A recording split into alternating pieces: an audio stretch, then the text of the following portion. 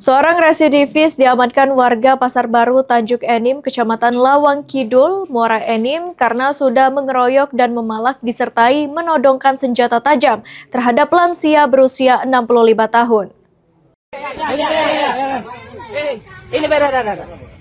Kejadian tak terduga dialami oleh Siman, warga Dusun 5, Desa Lebak Budi, Kecamatan Tanjung Agung, saat berada di kawasan Pasar Baru Tanjung Enim, Kecamatan Lawang Kidul, Kabupaten Muara Enim.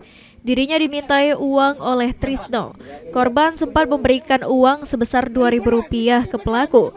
Tak terima diberi uang Rp2.000, pelaku langsung menodongkan sebilah pisau dan mengancam korban untuk meminta uang lebih banyak. Melihat aksi Trisno yang mengacungkan sajam, sontak korban langsung menjerit minta tolong. Mendengar permintaan tolong dari korban, warga yang berada di sekitar lokasi langsung berdatangan. Kejadian pada pukul 8 malam itu sempat membuat emosi warga hingga mengeroyok pelaku dan berhasil dilumpuhkan oleh warga sekitar. Kasih Humas Polres Muara Enim, AKP RTM Situmorang, membenarkan kejadian tersebut.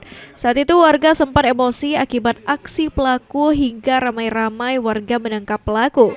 Petugas dari Polsek Lawang Kidul yang saat itu sedang melakukan patroli rutin dan melintas di lokasi kejadian langsung mendatangi TKP dan mengamankan pelaku.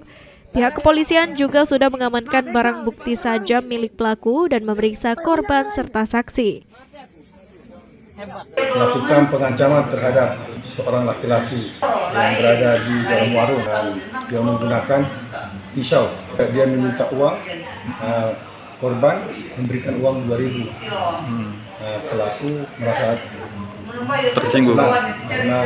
Jadi warga mengetahui hal tersebut, terjadilah pengeroyokan terhadap pelaku oleh warga yang ada di sekitar. Saat ini pelaku sudah ditahan di Polsek Lawang Kidul untuk dilakukan pemeriksaan lebih lanjut.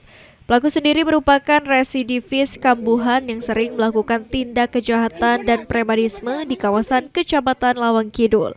Mardiansyah, PAL TV.